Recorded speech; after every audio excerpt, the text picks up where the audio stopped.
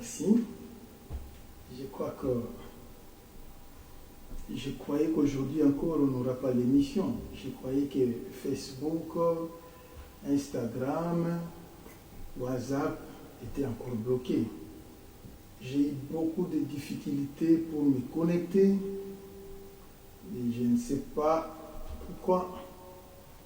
Dieu merci, nous venons de lancer l'émission.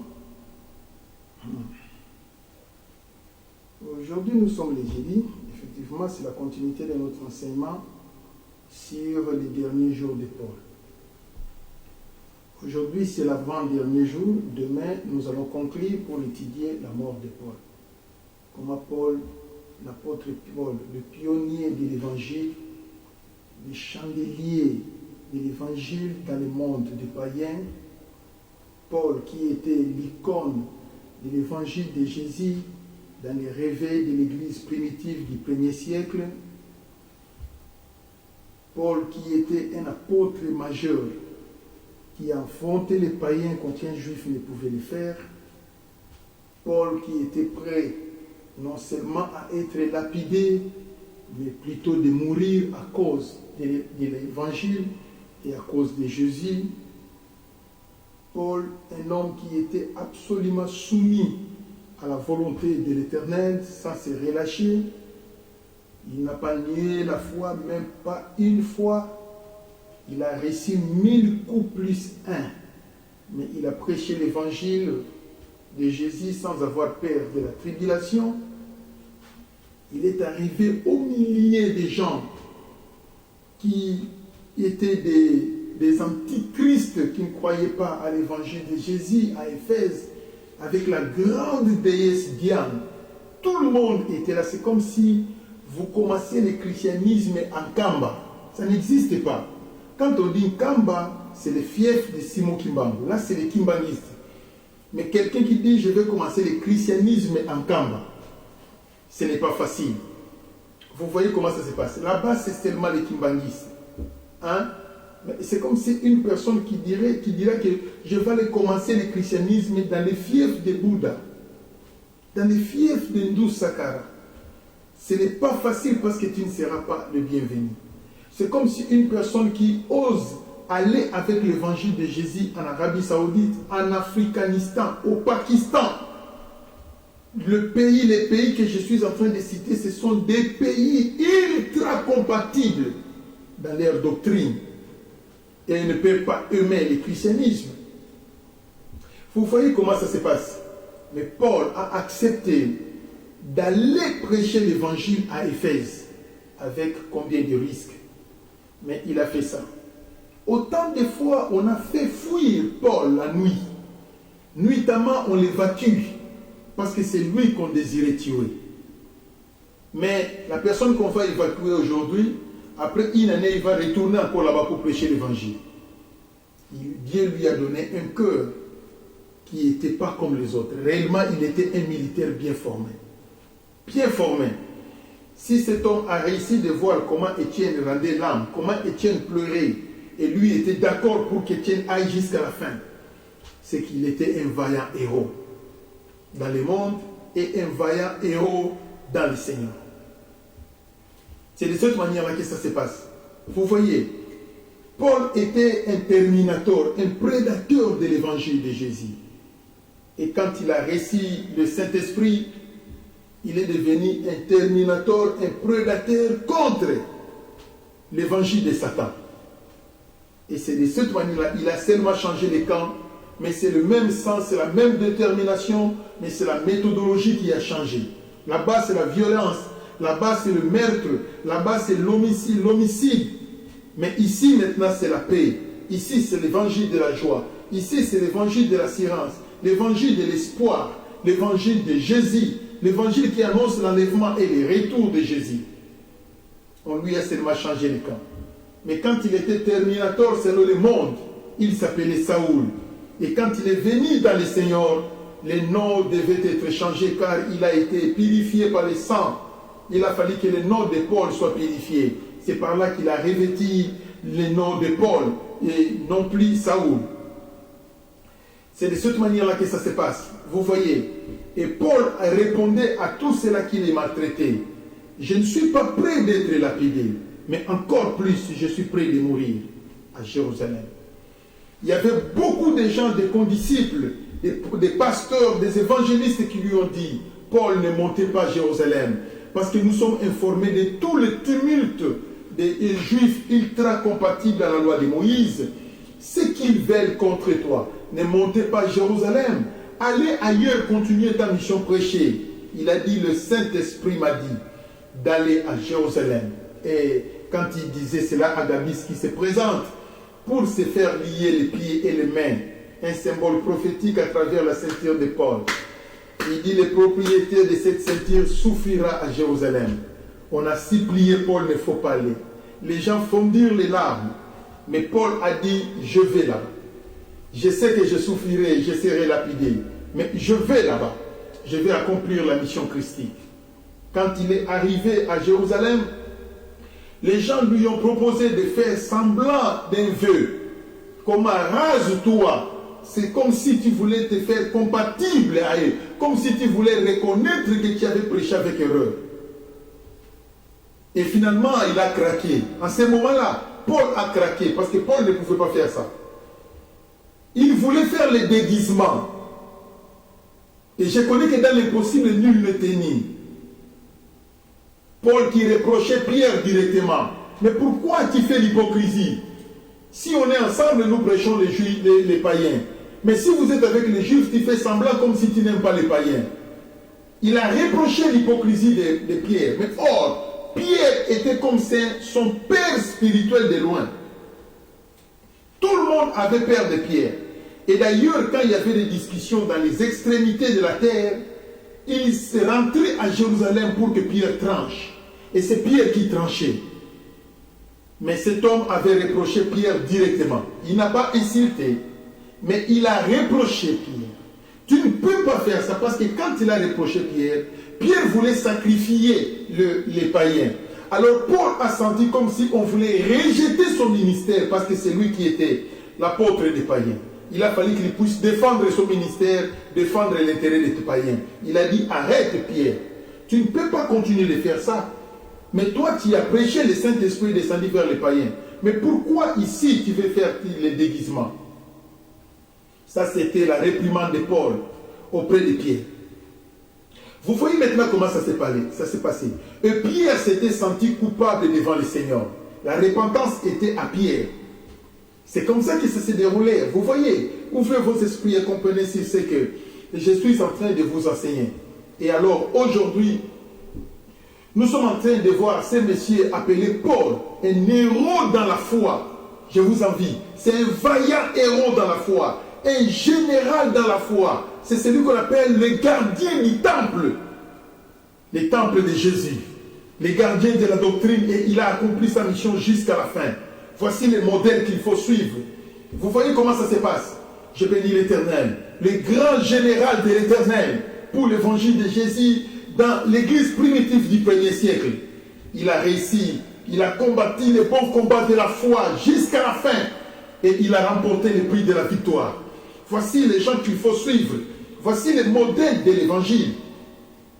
C'est de cette manière-là que ça se passe. Je bénis l'Éternel car il nous aime beaucoup. Et Paul, quand il est arrivé à Jérusalem, la Bible dit ceci, les gens lui ont dit de se faire coiffer. Il s'est fait coiffer. Pour se déguiser, vous allez patienter de ça parce que la connexion apparemment est médiocre aujourd'hui. Il s'est fait coiffer pour se déguiser. Malgré ça, les gens qui cherchaient la mort de Paul étaient des milliers de personnes. Même les juges en avaient peur. C'était difficile aux militaires d'affronter cette épreuve. C'est incroyable. Vous voyez, la Bible dit ceci, de milliers de gens sont venus. Et quand ils sont venus, ils sont allés arracher Paul aux milliers des apôtres pendant qu'ils étaient en plein culte. Or, nous connaissons que les cultes de Jérusalem, il y avait plus de 5 000, 6 000, 7 000 personnes. Mais ils sont en train de prendre Paul. On est parti avec Paul dehors, on a commencé à taper. On a tapé, on a lapidé et on voulait l'achever parce qu'il y avait la haine. L'information s'est répandue. Le commandant a dépêché les militaires pour disperser la foule. On a pris Paul presque à moitié au coma. On a gardé Paul.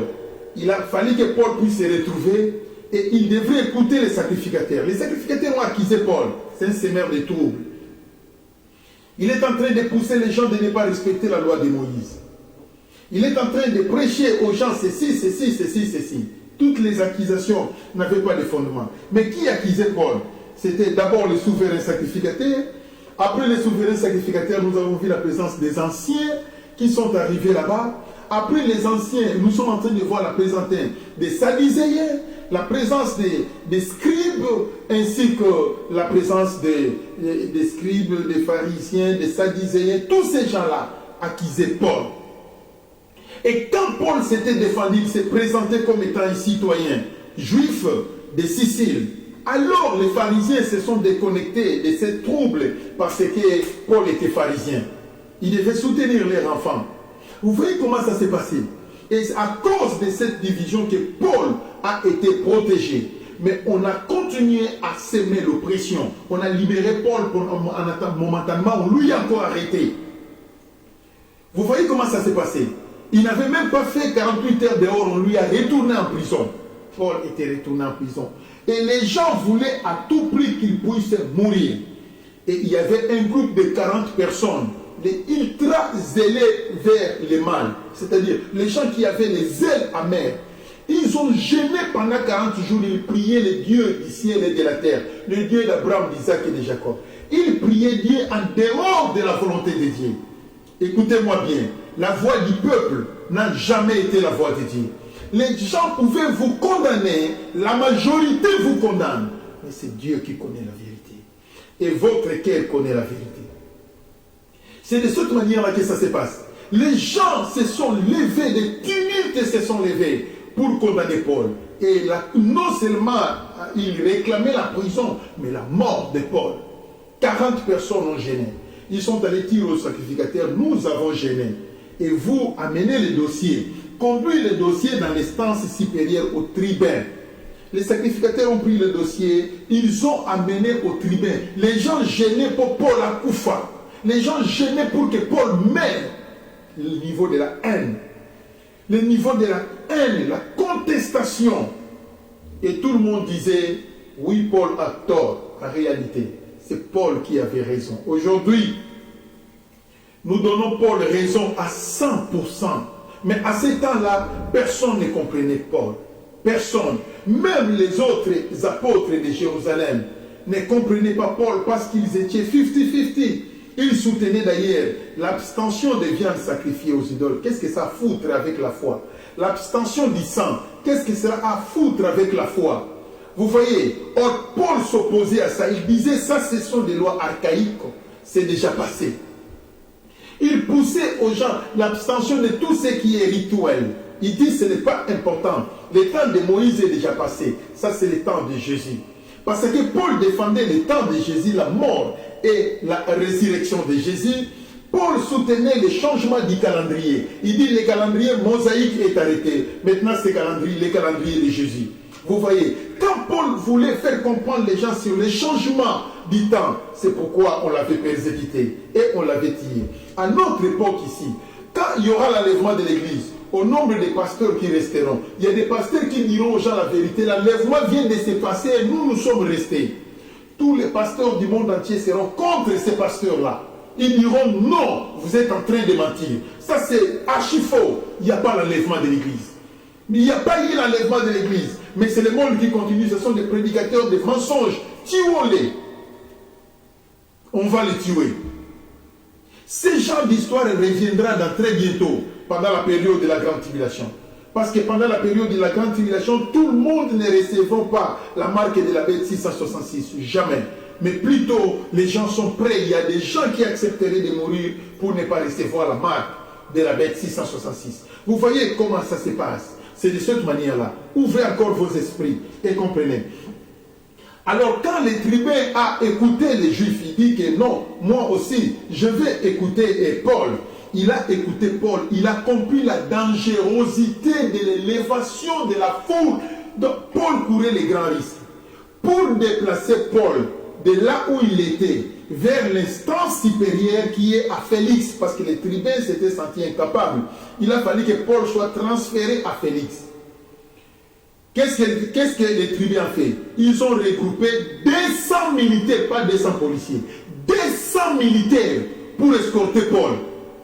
Sinon il mourra. Sinon la foule, comme à niveau militaire, 200, je vous en prie, soldats pour escorter Paul. Non seulement 200 soldats, il y avait encore 200 archers, c'est-à-dire les gens qui tiraient des lances. 200 personnes. Au total, c'est 400. Non seulement ça, il y avait 70 cavaliers, les gens qui roulaient au-dessus des chevaux pour escorter Paul, même les rois, je vous en prie. Je crois que ça n'a jamais été comme ça. Paul était escorté comme un roi. C'est incroyable. On conduisait Paul comme ça. Quand on a fait le transfert de Paul, Paul est arrivé chez Félix. Arrivé chez Félix, Félix avait une femme juive qui s'appelait Drusille. Tous deux avaient la curiosité d'écouter Paul. Vous voyez, mais devant eux, il y avait Anania, les souverains sacrificateurs, et Turtile, c'est eux qui condamnaient encore Paul. Ils ont amené le dossier à Félix. C'est ça qui fera que Félix, de son côté, il a associé Festus pour trancher les problèmes de Paul. Festus, de son côté, dit que non, je ne me limiterai pas ici, nous devons ramener les dossiers chez César. Waouh! Ça continue à monter. Ça commençait là-bas chez les Sanhédrins. Les Sanhédrins ont dit que ça, ce n'est pas notre affaire. Il faut que ça monte chez les tribuns. Les tribuns, quand cela est arrivé aux tribuns, les tribuns ont dit que ce n'est pas notre affaire. Ça doit monter chez Félix. Cela arrive chez Félix. Félix dit que ce n'est pas possible. Il faut que ça monte chez César. Et finalement, César a gardé Paul 2 ans en prison. 2 ans. Il est resté 2 ans en prison. Parce qu'il ne savait pas comment lui relâcher, on va le tuer. Jusqu'à ce que le roi Agrippa était allé voir César. César va lui présenter les dossiers de Paul. Agrippa dit, je vais quand même écouter cet homme. Et finalement, Agrippa était stupéfait de voir qu'il est condamné à cause de l'évangile de Jésus. Et maintenant, Agrippa et sa femme Bernice, ils se sont levés pour dire qu'en tout cas, nous n'avons pas trouvé du mal à cet homme que vous condamnez, vous les Juifs. Nous n'avons pas trouvé du mal à lui et finalement Agrippa a convaincu César ainsi que Félix, il faut que cet homme soit libéré. Mais on lui a conseillé, quand il sera libéré pour apaiser les Juifs, il faut que tu voyages, quitter ici. C'est par là alors Paul se lèvera pour quitter. Il va se diriger à Rome, où sera ses derniers jours. Voici l'histoire de ce que je vous ai expliqué depuis les Actes des Apôtres chapitre 23 jusqu'au chapitre 26. Donc je viens de condenser ces 3 chapitres. Et Paul, à chaque fois qu'il se défendait, Dieu était avec lui. La souffrance de l'homme que vous appelez Paul. Apparemment aujourd'hui, quand nous allons lire les Écritures, nous voyons que Paul lit les Écritures des Romains, des Corinthiens, d'Éphésiens, des Philippiens, des Éphésiens, des Thessaloniciens, ainsi de suite, Timothée. Oh, Paul était formidable, il a bien écrit. Mais il a souffert à cause de Jésus. La souffrance de l'évangile, de la vérité. Et voilà comment la main de Dieu était avec lui. Vous aussi, c'est autant. Aujourd'hui, il n'y a pas la tribulation chez les chrétiens. Nous devons accepter que depuis un certain moment, dans nos pays, on ne persécute pas la chrétien, entre guillemets. Il y a la démocratie, il y a les droits de l'homme. Chacun a le droit de prêcher avec liberté. Quoiqu'il y a des libertés conditionnées. Mais au moins, nous avons la liberté. Il n'y a pas encore la tuerie des chrétiens, la persécution des chrétiens, sauf dans les pays arabes. C'est là où on parlera de la persécution des chrétiens. Absolument. Vous voyez comment ça se passe. Mais avec la liberté que Dieu nous a donnée, nous devons profiter de cette liberté pour apporter l'évangile de la paix dans les coins du monde entier. Partout dans le monde entier. Alors j'aimerais passer dans la lecture de la Bible avant que je puisse clôturer. Incroyable. Incroyable. Waouh.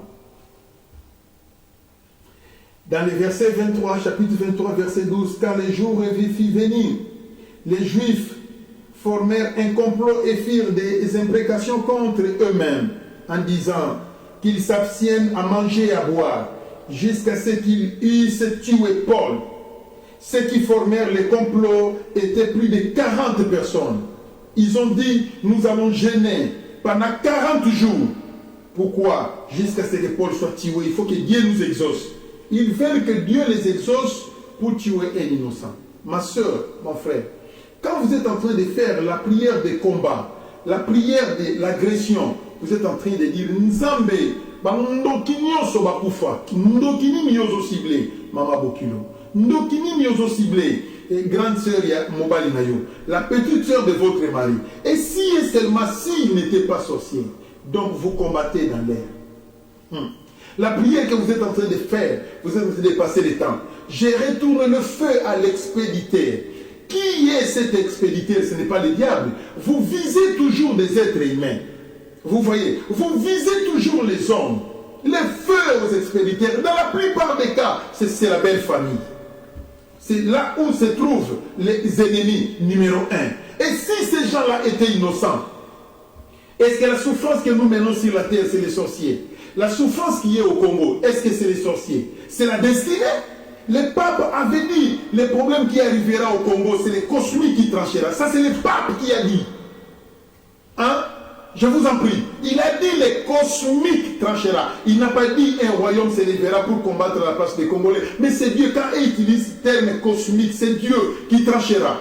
Mais à ce moment-là, il n'y avait pas encore la guerre au Congo. Il n'y avait pas encore la guerre au Congo. Ce que nous sommes en train de vivre dans notre pays, ce n'est pas la sorcellerie, ce n'est pas le diable, c'est la destinée du Congo. Aujourd'hui, nous sommes en train d'étudier l'histoire d'Angleterre. Mais vous savez combien d'États, il y a eu combien de guerres civiles ici? Il y avait combien d'anarchie ici? Il y avait combien d'agressions? Combien de fois l'Angleterre était partie en otage? Et il a été occupé autant de fois par des différents pays qui colonisaient l'Angleterre. Pendant plusieurs années, il y avait plusieurs morts, il y a plusieurs pays, il y avait plusieurs pestes. Mais aujourd'hui, ils ont réussi de racheter leur pays. Nous aussi, c'est les mêmes. On a eu l'indépendance il n'y a pas longtemps. Nous devons payer les prix. Nous devons payer les prix. Jusque-là, toute une génération de... Ah, je me rappelle encore. Un jour, nous avions une réunion des pasteurs où c'était au Palais du Peuple. Alors moi, j'avais suggéré une chose. J'ai dit, mes bien-aimés, dans la salle où nous faisons la réunion, il y avait une autre réunion ici la nuit. Voici les mesures que ces gens avaient prises. Quand on m'avait dit ça, j'ai parlé, j'ai dit, mais nous sommes en train de faire la réunion. Mais pourquoi pas faire les mémos que nous avons déposés quelque part? Parce que j'ai expliqué. On s'est opposé à moi. Hein. Le président a dit, mais non, pasteur, tu ne peux pas dire de telles choses telles qu'ici. Tu ne peux pas dire ça ici. Je me rappelle encore de l'apôtre Mbille, le père. Il est venu, il s'est levé. Il est venu, il m'a touché à l'épaule. Il a dit, pasteur, ta parole s'accomplira. Mais il faut génération nyonso oyozomona ya batu bakufa. Maloba na yo ekokokisama. Mais avec cette génération, c'est impossible.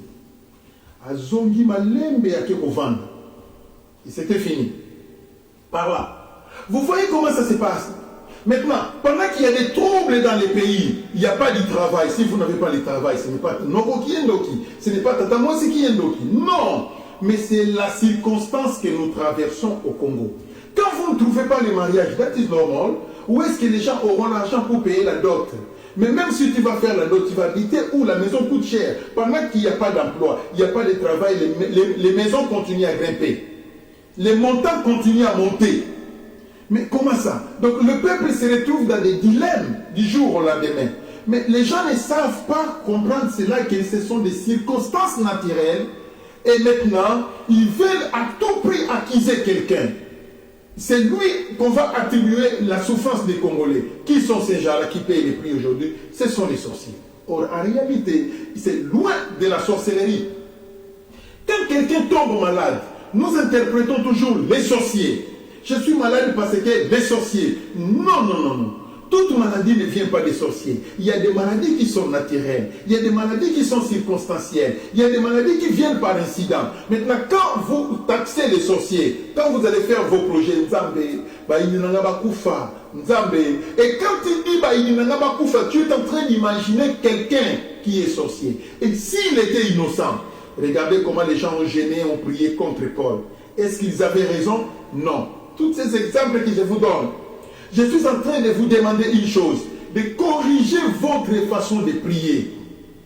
Il y a des prières que nous faisons qui ne tiennent pas debout.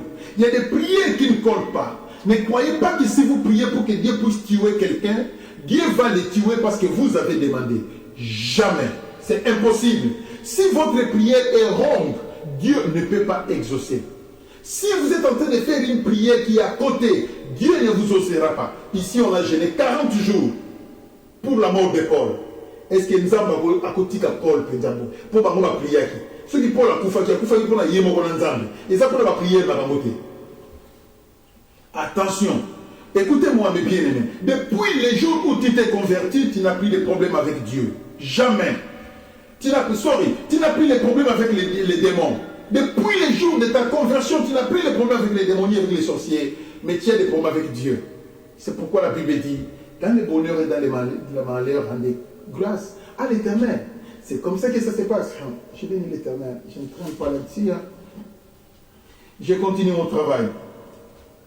Voilà comment ça s'est passé, comment les gens avaient gêné, comment les gens soutenaient le mal. Pourquoi? Pour tuer Paul. Tous étaient contre Paul. Incroyable.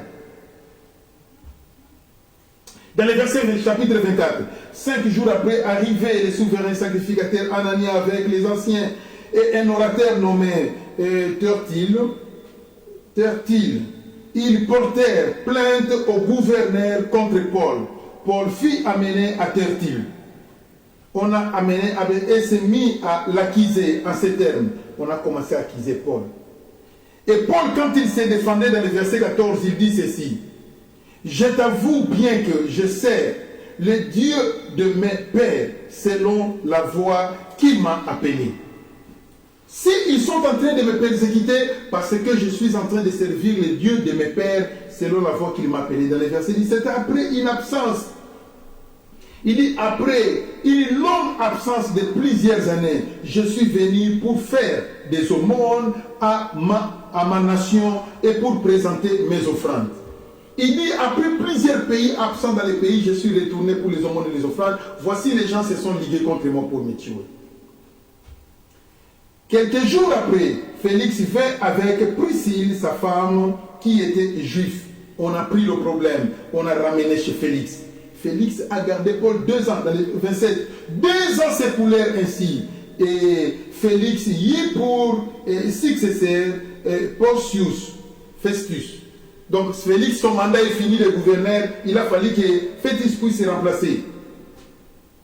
Et c'est ainsi, lui a pris les choses en main. Quand il a pris les choses en main, il n'a pas réussi. Les problèmes montaient de chef en chef. De chef en chef. Jusqu'à ce que le problème est arrivé à l'instance supérieure.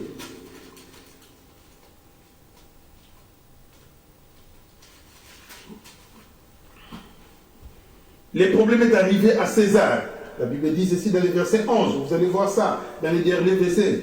J'en appelle César. César a été saisi. Dans le verset 13. Quelques jours après, les rois Agrippa et Bernice arrivèrent à Césarée pour saluer Festus. Comme ils passèrent là plusieurs jours, Festus exposa au roi Agrippa les problèmes de Paul. Waouh! Agrippa dit dans le verset 22, dit à Festus, je voudrais aussi entendre cet homme. Demain, répondit Festus, tu l'entendras. Festus incapable, Agrippa maintenant qui prendra la décision. Écoutez-moi ici. La conclusion c'est quoi? Dans le verset 30 du chapitre 26. Les rois, les gouverneurs, Bernice et tous ceux qui étaient assis avec eux se levèrent. Et en se retirant, ils se disaient les uns aux autres, cet homme n'a rien fait qui mérite la mort ou la prison. Et Agrippa dit à Festus, cet homme pouvait être relâché. Il s'en y pas appelé, il s'en y pas appelé à Césarée. C'est ainsi, Agrippa a tranché. Il a dit, cet homme ne mérite pas la mort, il mérite d'être relâché. C'est cela qui va sauver Paul.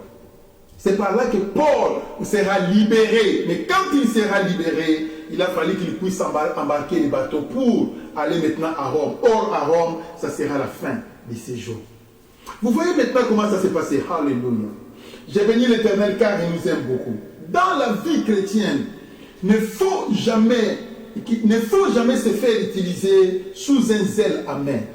Si vous utilisez quelque chose, soi-disant vous êtes pour Dieu, sous un zèle amer, sachez que vous payerez les prix, car tout ce que l'homme aura semé, il est moissonnera. Il faut faire très attention des affaires de Dieu. Si tu n'en connais pas plus, ne portez pas les jugements. Si tu n'en connais pas plus, ne parlez pas mal de ces gens-là. Sinon, tu vas causer du tort à tes enfants, à tes arrière-petits-enfants. Ça, c'est les conseils que je vous donne. Les problèmes des serviteurs de Dieu, surtout si ces gens-là sont des vrais serviteurs, il faut faire très, très attention. Sinon, ça tournera contre vous. C'est de cette manière-là que ça se déroule. Il y a eu des gens qui ont persécuté. Je connaissais une femme dans l'histoire de ma vie. Cette femme, ce qu'elle faisait, c'est tuer les églises. Quand il entre dans une église, quand il va sortir, l'église sera par terre. Mais qu'est-ce qui s'était passé dans la vie de cette femme? Quand elle est tombée malade, elle a fait plus de 7 ans de paralysie. À Kata Amouté Maté. 7 ans. Plus de 7 ans à Kata Amouté Maté. On l'amène ici, rien. On l'amène là-bas, rien. On l'amène de l'autre côté, rien. On l'amène de l'autre, jamais. Son problème, quand il entre dans une église, c'est comme si c'était tellement elle qui était la Sainte Vierge Marie. Quand tu comme l'église ou en église, il faut y aller. Parce qu'il va sortir avec les péchés du pasteur, église au Mouli Moïsate, église des Anangouyate. Pour elle, c'est seulement comme ça. Elle a randonné toutes les églises de son quartier. Vous voyez? Et lui, quand il parlait mal des églises et des hommes de Dieu, mais avant de rendre l'âme, cette femme a fait 7 ans. 7 ans. Vous voyez comment ça s'est passé? Tout ce que l'homme fait comme mal, il va les moissonner sur la terre. Vous, travaillez. Ne jugez pas et ne condamnez pas. Prêchons l'évangile. Prêchons seulement l'évangile du salut. Apportons seulement l'évangile du salut chez les païens. Ça nous suffit. C'est ça qui est très important. Aimez-vous les uns et les autres. Pardonnez-vous réciproquement. Alors vous verrez Jésus. Je crois que je suis arrivé à la fin. J'ai fait l'émission avec beaucoup de difficultés via le Wi-Fi. Ne répond pas bien. Alors demain, ce sera le vendredi. Oui, ça sera la fin de notre livre des Actes des Apôtres. Alors, je vais prier pour vous. Oh, je n'ai pas oublié qu'aujourd'hui nous avons Canal J. Donc après la prédication, nous avons notre soirée musicale. Nous allons continuer à chanter, à louer, à glorifier l'Éternel dans ces moments. Ah, je bénis l'Éternel. Alléluia.